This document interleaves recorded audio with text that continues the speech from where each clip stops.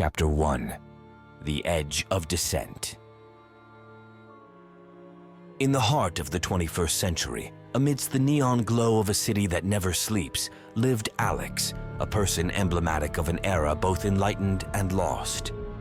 With every night a tableau of excess, Alex danced on the edge of life's precipices, a soul adrift in the pursuit of pleasure without purpose.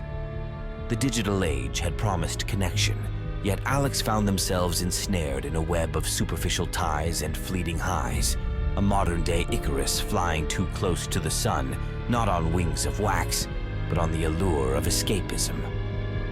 One fateful night, the party to end all parties unfolded. It was an odyssey of decadence, a celebration of excess that would make the bacchanals of old seem tame. The music pulsed like a living heartbeat, the air was electric with anticipation, and Alex was at the center of it all, the quintessential ringmaster of revelry. Yet, as the night spiraled, so too did Alex's grasp on the tether to reality. A final toast, a cheer from the crowd, and then darkness. A silent, engulfing void as Alex succumbed to the seductive poison of one indulgence too many.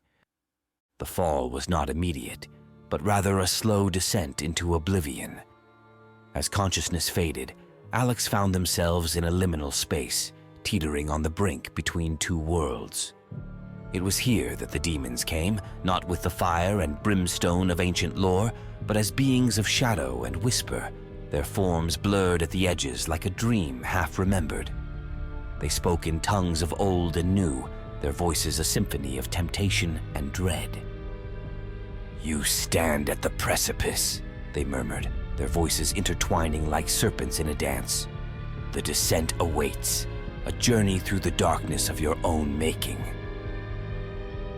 Alex, caught in the grip of this nightmarish reverie, could only watch as the ground beneath them cracked open, revealing a path that spiraled into the abyss.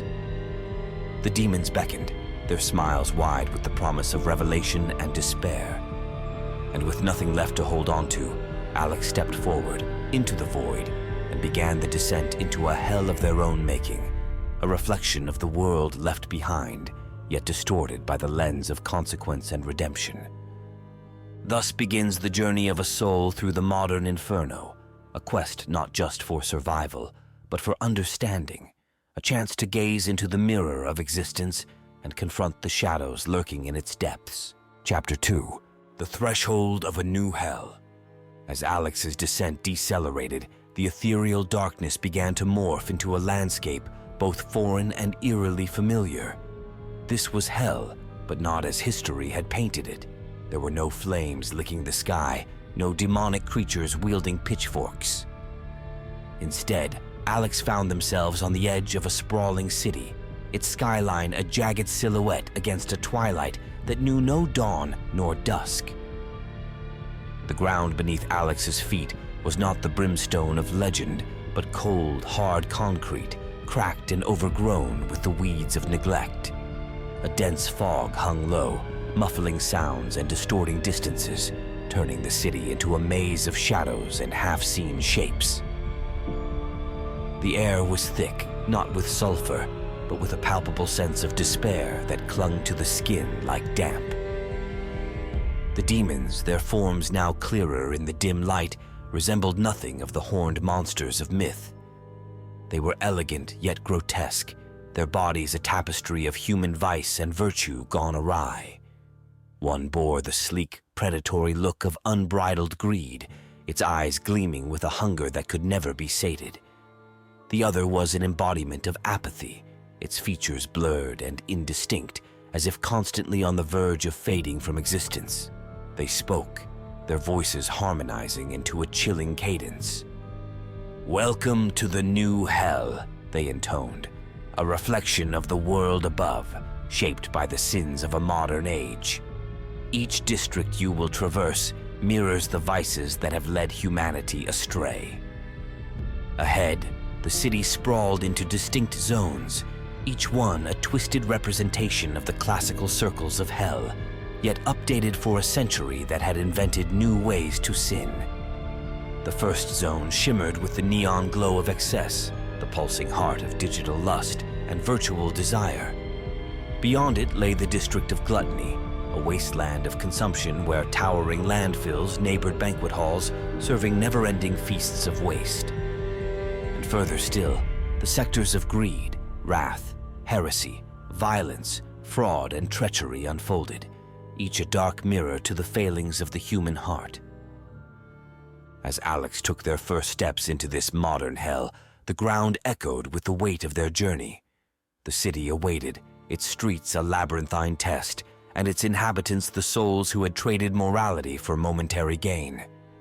The demons, now silent, gestured forward, leading Alex into the heart of darkness, where the lessons of a lifetime awaited among the ruins of what once was and what could be again.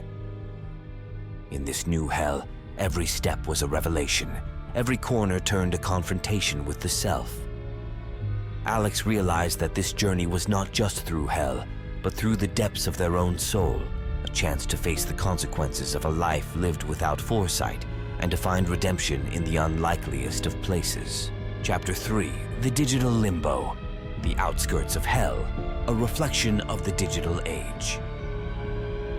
Alex stepped into the digital limbo, the threshold of modern hell, and immediately felt the shift in atmosphere. This realm was eerily quiet, save for the constant soft pinging of notifications echoing through the vast emptiness. The landscape was dominated by towering screens and glowing billboards, displaying an endless loop of content designed to captivate and distract. The ground was littered with smartphones and tablets, each device cracked, buzzing with unseen messages and updates. The air was thick with the digital static of a billion conversations, none of which held any true substance or connection. Alex looked around, trying to make sense of this place, when they noticed the souls. They wandered aimlessly, eyes fixed on phantom screens only they could see, fingers swiping through the air in an endless scroll. Their expressions were blank, a haunting portrayal of isolation amidst a sea of connectivity. These were the souls who had lived passively in the digital age, consumed by the virtual at the expense of the real. They had traded meaningful relationships for followers, genuine experiences for curated posts, and in doing so, had lost themselves to the limbo of the digital world. As Alex moved through this space, the reality of their own existence began to mirror back at them. They recalled nights spent in the glow of a screen, conversations reduced to emojis, and the hollow satisfaction of likes and shares. The realization was a weight, heavy with regret and understanding. In the distance, a river flowed not with water, but with a stream of data, bits, and bytes cascading into oblivion. The soul seemed drawn to it, hoping to catch a glimpse of something real amid the deluge of information. But there was nothing to be found. This river offered no sustenance, only a reflection of what had been lost to the digital void. Alex's journey through the digital limbo was a silent one, marked by the soft glow of screens and the ghostly presence of those trapped within. It was a poignant reminder of the cost of disconnection, a liminal space where the line between user and used blurred into obscurity. Emerging from the digital limbo, Alex carried with them a newfound awareness of the digital chains that bound them. This first circle of hell was not just a punishment, but a warning, a call to remember the value of the tangible, the real, and the truly connective in a world increasingly lost to the virtual. It was the first lesson of many, a primer for the deeper explorations of sin and consequence that lay ahead in the journey through modern hell. Chapter 4, The Valley of Lust, Neon Desires and Holographic Fantasies, The Shadows of Addiction. As Alex ventured deeper into the infernal city, leaving behind the digital limbo, they entered a valley ablaze with neon lights. This was the Valley of Lust, a realm where modern manifestations of lust, now supercharged by technology, held dominion. The air was electric, humming with desire, as neon signs flickered with promises of pleasure, drawing the souls into a web of eternal longing. The valley was a spectacle of excess, its landscape dominated by holographic projections that danced in the air. depicting scenes of passion and desire that were too perfect, too unreal. These were the fantasies of the digital age, crafted to entrap the soul in a never-ending chase for satisfaction. Here, Alex saw souls ensnared in the illusions of virtual affairs, their essence being drained away as they reached out to touch what could never truly be felt. Among these digital mirages, a particularly insidious addiction thrived: the addiction to internet pornography. It had its own dark corner in the valley, where the glow of the screens was harsher, the images more explicit. This was a place where lust was stripped of any semblance of human connection, reduced to pixels and sound bites. The souls here were fixated on their screens, their eyes glazed over, locked in a cycle of consumption that promised escape, but delivered only emptiness. Alex watched as these souls, once seekers of genuine intimacy, became prisoners of their own desires. The content they consumed was designed to be endless, a stream of ever more graphic and stimulating material that numbed the senses and hijacked the brain's reward system. They were caught in the grip of an addiction that was as much about the loneliness and disconnection of the digital age as it was about the content itself. The river of data that flowed through the valley carried with it a torrent of pornographic material, feeding the addiction that had claimed so many. Here, lust was not just a sin, but a symptom of a deeper malaise, a society increasingly disconnected from the warmth of human touch, seeking solace in the cold embrace of the screen. As Alex moved through this part of the valley, they felt a pang of recognition. They remembered their own moments of isolation, the times when the digital world had seemed a refuge, only to become a prison. The Valley of Lust, with its neon allure and holographic seductions, was a stark reminder of the cost of this addiction, not just to the individual soul, but to the fabric of human connection. Emerging from the valley, Alex carried with them a profound sense of sorrow for what had been lost to this digital lust: relationships, time, and parts of the self. But there was also a glimmer of hope, a realization that recognizing the problem was the first step towards healing. The Valley of Lust, in all its garish excess, had revealed the emptiness at the heart of the addiction, sparking a desire for something more genuine, more real. The journey through hell was teaching Alex not just about the consequences of sin, but about the possibility of redemption. The Valley of Lust, with its addiction to internet pornography, was a lesson in the dangers of disconnecting from the human in pursuit of the digital. It served as a summons to regain the essence of desire, to find pleasure not in the shadows of addiction, but in the light of genuine human connection. Chapter 5, The Wasteland of Gluttony, a landscape of excess and environmental despair. Beyond the neon-lit valley of digital desires, Alex encountered a starkly different scene: the Wasteland of Gluttony. This vast expanse was a grotesque monument to excess, where the consequences of unchecked consumption were laid bare for all to see. Mountains of discarded electronics towered over the landscape, their circuits and screens flickering in a final, feeble attempt at life.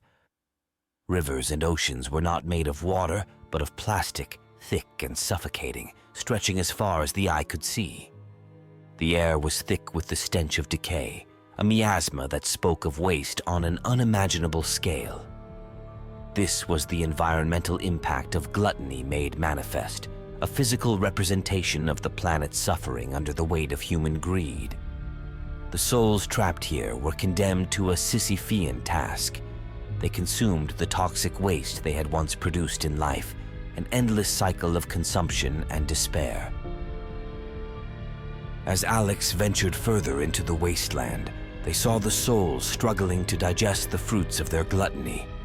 Electronics sparked and sputtered as they were eaten, releasing clouds of toxic smoke that choked and blinded. Plastic oceans heaved and roiled, trapping souls within their depths, forcing them to swallow the very material they had thoughtlessly discarded in life. This was a punishment that mirrored the sin. Just as these souls had consumed without thought for the consequences, so too were they now forced to consume the results of their actions. But this consumption brought no satisfaction, only pain and a growing realization of the devastation their gluttony had wrought upon the world. Among the mountains of waste, Alex found symbols of consumer culture run amok: fast fashion, single-use items, and gadgets designed for obsolescence. Each object told a story of desire for the new, disregard for the old, and a cycle of consumption that was unsustainable at its core. The wasteland was not just a physical place, but a reflection of a society that valued accumulation over preservation, convenience over sustainability. In this desolate landscape, Alex confronted their own contributions to the culture of waste. Memories of discarded gadgets, forgotten clothes, and the pursuit of the latest trend weighed heavily on their soul. The wasteland of gluttony held up a mirror to the excesses of their life, challenging them to recognize the impact of their choices on the planet. The journey through the wasteland was a lesson in the true cost of gluttony, not just to the soul but to the world, a plea for mindfulness in consumption and a reminder of the delicate balance that sustains life on Earth. Emerging from the wasteland, Alex carried with them a newfound commitment to stewardship, a resolve to live not just for the moment, but for the future of the planet. The wasteland of gluttony, with its mountains of waste and oceans of plastic, was a stark warning of what awaited if humanity did not change its ways. But it was also a beacon of hope, a testament to the power of individual action in the face of environmental despair. For Alex, and for all who walked through this wasteland, the path forward was clear: to consume less, care more, and work tirelessly to heal the world that had been so grievously harmed. Chapter 6: The Towers of Greed. Monoliths of monopoly, billionaires, corporations, and the endless 9 to 5. In the heart of modern hell, Alex found themselves staring up at the towers of greed, but these were no ordinary skyscrapers. They were monoliths of monopoly, each towering structure named after a billionaire or a corporation, symbols of a world dominated by a select few. These edifices were not just built on exploitation and inequality. They were the very pillars of a society caught in the relentless grind of the 9 to 5, a cycle designed to perpetuate the status quo of wealth and power. The Towers of Greed loomed over a landscape that was at once familiar and grotesquely distorted. Below the imposing shadows of these skyscrapers, the souls of workers trudged in endless loops from home to work and back again, trapped in a cycle as predictable as it was inescapable. This was the modern serfdom, a world where the many toiled for the few, their lives a testament to the illusion of upward mobility in a system rigged against them. As Alex moved through the streets, the air was filled with the sounds of construction and the clink of gold, a relentless reminder of the accumulation happening above. But there was a hollowness to these sounds, a sense of building without creating, of wealth without worth. The skyscrapers, for all their gleaming facades, were monuments to a hollow victory, towering achievements of wealth that had contributed little to the fabric of society beyond the enrichment of their architects. The billionaires and corporations that named these towers had become deities in their own right, worshipped for their wealth and power, yet their legacies were built on the suppression of innovation, the stifling of competition, and the perpetuation of a system that rewarded greed above all else. The monopolies they held sway over dictated not just the flow of money, but the very structure of society, ensuring that the cycle of the 9 to 5 remained unbroken, a chain that bound the masses to their will. In this realm, the sin of greed was not just in the accumulation of wealth, but in the manipulation of systems to maintain and expand that wealth at the expense of the common good.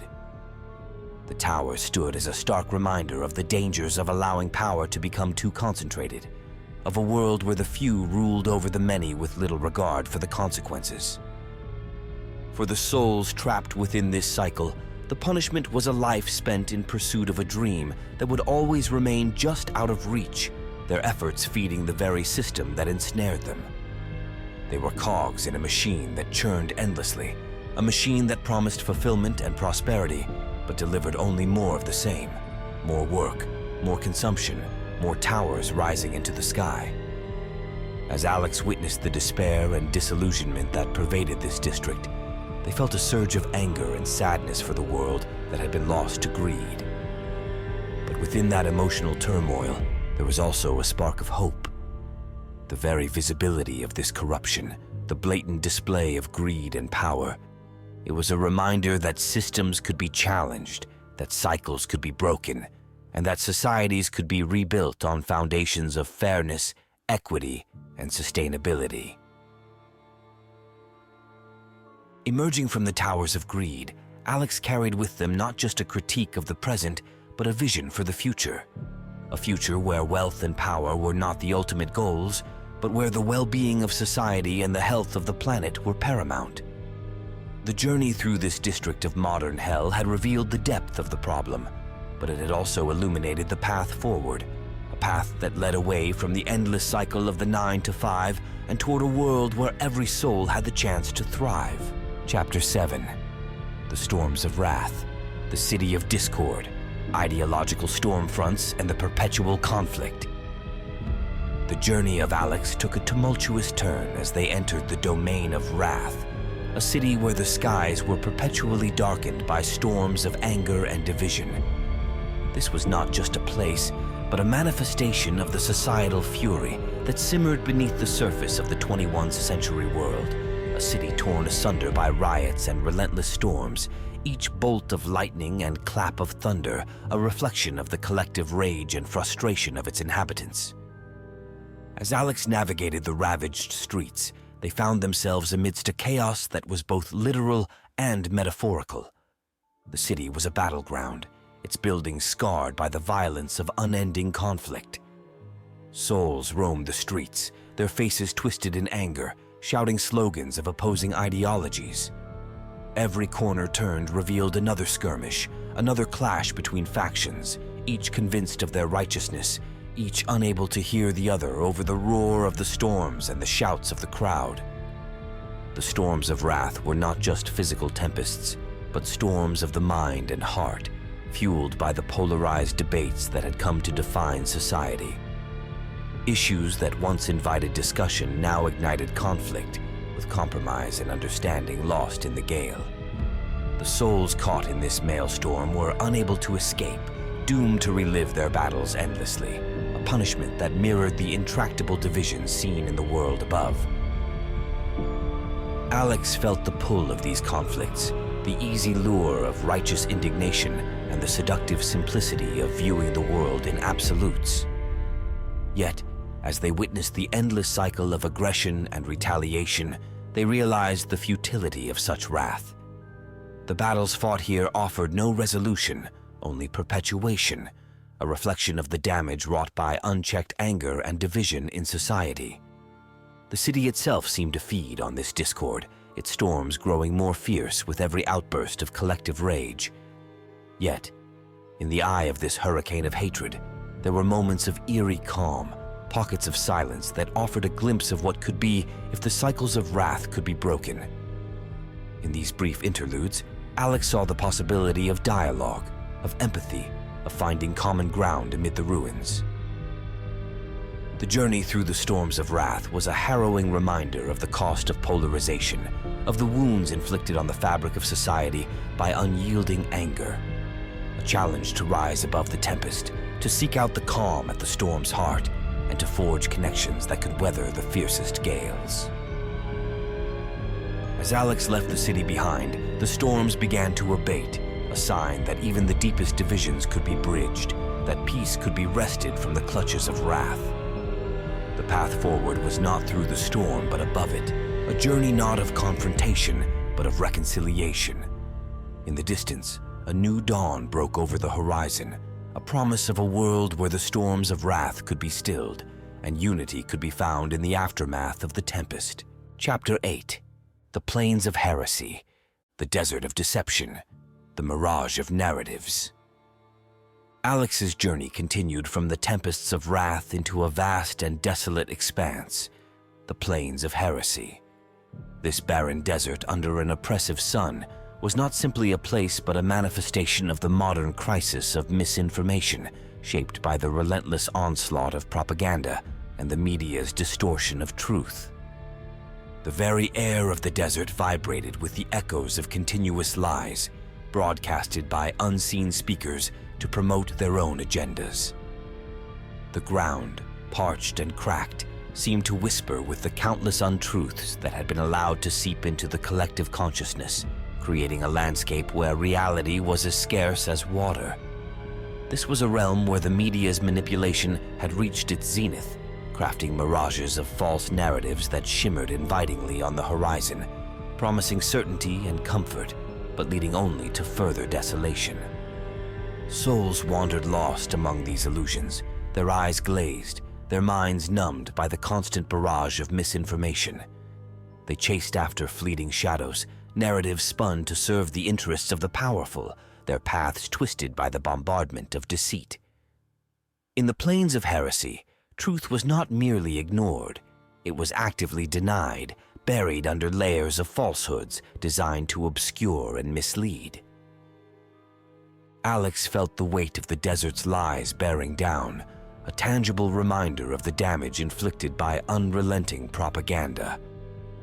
The stories told here were crafted to divide, to control, and to conceal, stripping away the individual's ability to discern reality from fabrication. The desert's inhabitants were caught in a web of deception, their convictions shaped by the ceaseless flow of misinformation, their perceptions molded to fit the narratives of those who wielded the media as a weapon. The mirages of the desert were alluring, each a crafted tale that simplified the complex, that offered villains and heroes in clear-cut narratives devoid of nuance. Yet these stories dissolved upon closer inspection, revealing the barren truth beneath. A landscape despoiled by lies, a society fragmented by engineered distrust. As Alex traversed this desolate terrain, they realized that navigating the plains of heresy required more than just the rejection of falsehoods. It demanded a commitment to seeking out and upholding truth, even when it was buried deep beneath the desert sands.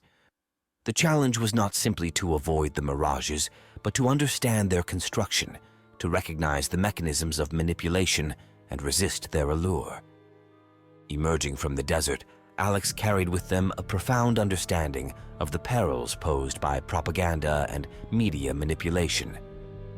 The journey through the plains of heresy was a testament to the corrosive power of lies, to the importance of vigilance in the face of attempts to shape reality through deceit. Yet, it also underscored the resilience of truth, the capacity for critical thought to uncover and withstand the barrage of falsehoods. The plains of heresy lay behind, but the lessons learned within its bounds, a caution against the seductive simplicity of manipulated narratives and a need to defend the sanctity of fact, would illuminate the path forward, guiding Alex through the remaining challenges of their infernal odyssey. Chapter 9. The Rivers of Blood, the city's veins of violence. Alex's path now descends into one of the most harrowing sectors of the modern Inferno, the Rivers of Blood. This is not merely a river, but an ever-expanding network of bloodshed that carves through the city like open wounds, embodying the relentless cycle of modern violence that plagued humanity. Urban warfare unleashed. The first tributary Alex encounters pulsates with the violence of urban warfare. The perpetrators, once instigators of gang conflicts and street vendettas, now find themselves ensnared in an unending urban battlefield. Skyscrapers transform into towers of surveillance from which there is no hiding. Drones hover overhead, mimicking the buzz of impending doom, and the ground beneath them quakes with the tremors of unseen explosions. They are hunted by shadows, figures representing the innocent lives caught in their crossfire, reminding them perpetually of the chaos they once unleashed. Domestic desolation.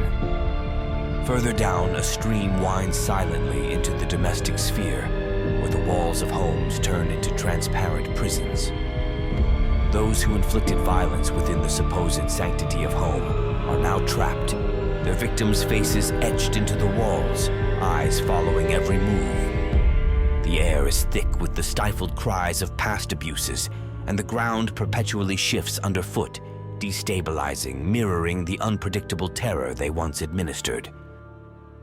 The digital abyss. As the river flows, it branches into a digital abyss, where cyberbullies and instigators of online violence are immersed in an endless stream of their own vitriol. Their words, once weapons wielded from the safety of anonymity, now form the very currents that suffocate them. Screens flicker to life around them, showcasing the real-world consequences of their online actions, the faces of their victims forever haunting their periphery. Retribution for gun violence. The river's most tumultuous rapids are reserved for those who committed acts of gun violence. Here, the cacophony of gunfire never ceases, and the waters are a mirage of the chaos they created. Spectral figures of their victims advance in an endless march, while the perpetrators are bound, unable to flee, forced to face the grief and loss they've sown. Each bullet they fired in life now manifests as a spectral force, a relentless reminder of the lives they shattered. Emerging from the rivers of blood, Alex is not just a witness to the tortures of modern violence, but carries the visceral understanding of its cruel, cyclical nature. This river, a stark artery of the infernal city, reveals the depth of cruelty that humanity is capable of inflicting upon itself in the absence of empathy and compassion. In this modern hell, the rivers of blood stand as a grim testament to the consequences of unchecked violence, echoing a reckoning with our darker selves in the search for redemption. Chapter 10. The Labyrinths of Fraud. Shadows within the alleyways. Treading cautiously beyond the turmoil of the rivers of violence, Alex steps into the foreboding embrace of the Labyrinths of Fraud. This district, veiled in an unending twilight, presents a horror distinct from the carnal devastations left behind. Here, the terror is psychological, a manifestation of betrayal that weaves through the very fabric of the city's alleyways, a modern nightmare crafted from the darkest corners of human deceit. The essence of deception. A tangible darkness cloaks the winding paths, where the ground, slick with the remnants of broken dreams, echoes with the footsteps of both predator and prey. This city section thrives on illusions, with neon lights casting long shadows that whisper promises of fortune and power, only to disappear when approached, leaving behind a trail of despair. The snares of modern scams and the abyss of Ponzi schemes. The city's market square, illuminated by the deceptive glow of digital screens, reveals the phantoms of fraudsters, forever peddling their schemes to the echoes of their past victims. The creators of Ponzi schemes suffer their unique torment here, ensnared by the very lies they spun, forced to witness their empires of deceit crumble endlessly before their eyes, an eternal cycle of false hope and inevitable downfall. The halls of corporate fraud and the echoes of the condemned. In the heart of the financial district, where towering buildings stand as monuments to greed, the spirits of corporate moguls are imprisoned. Bound to their creations, they are subjected to the relentless reminder of their misdeeds, with spectral projections of their downfall replaying across the cityscape. Their cries, a constant lament for the ruin they've wrought, add to the cacophony of the city's despair. The chambers of political corruption, a web of shadows. Navigating deeper, Alex discovers the epicenter of political deceit, where the architecture itself is a maze of lies. Here, the orchestrators of societal betrayal find themselves trapped in an intricate dance of power, their shadows elongated and twisted as they relive their treacheries under the watchful eyes of the citizens they once deceived. Escape from the labyrinth, a beacon amidst darkness. The journey through the labyrinths of fraud is a descent into the heart of darkness, where each alleyway, each shadow, holds a story of betrayal. Yet, amidst the pervasive gloom, a faint light of hope persists, a testament to the resilience of truth in a realm constructed from lies. As Alex emerges from the tangled streets, the lessons of the labyrinth etched deep within, He carries a solemn vow to uphold integrity in a world ensnared by deception. The labyrinths of fraud, with their endless corridors of shadows and the silent screams of the damned, stand as a stark reminder of the chaos unleashed by treachery, urging all who traverse its paths to choose a different way, lest they too become lost in the darkness. Chapter 11. The Frozen City of Betrayal. Beneath the shadow of the labyrinths of fraud, Alex emerges into an utterly alien vista, a frozen city, its skyline jagged with icicles, known as the Ice of Treachery. Here, amid streets glazed with frost and buildings encased in ice, the sin of treachery crystallizes into its most chilling form. This desolate urban expanse, where the cold is both physical and metaphorical, incarcerates souls within its icy grasp, their forms forever captured in moments of betrayal. The metropolis of frozen souls. The moment Alex's footfalls echo on the frozen cobblestone, an eerie silence envelops him, the kind of quiet that amplifies isolation. The city, a grotesque gallery of human deceit, is populated with figures frozen mid-motion, each face etched with the terror of their final realization. These are the souls who, in life, fractured the sanctity of trust, their duplicity now forever memorialized in ice. Encounters with frozen echoes. Navigating the icy thoroughfares, Alex encounters the victims and architects of betrayal alike, each encased in their own frosty tomb. He witnesses scenes of friendship sundered by whispers of deceit, familial bonds shattered under the weight of lies, and partnerships dissolved in the cold fires of greed. Each icy figure tells a tale of trust betrayed, a grim reminder of the solitude that treachery breeds. The modern Satan's icy dominion. At the city's heart, where the ice seems to throb with a malevolent pulse, stands a figure of dread, a modern Satan, ruler of this frozen wasteland of betrayal. With three faces that leer with contempt for trust, personal, societal, and global, this fiend embodies the pinnacle of treachery. His gaze, devoid of humanity, pierces through the frost, seeking out the guilt that lurks within Alex.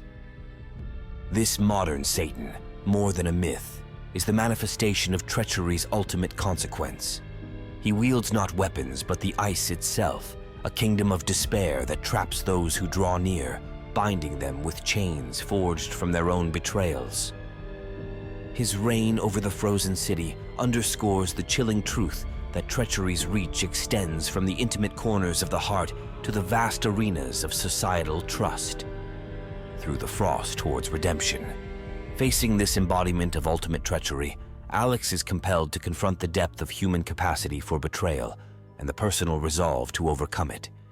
The Ice of Treachery, with its silent, frost-bitten sentinels and the foreboding presence of Satan, serves as the crucible for Alex's transformation.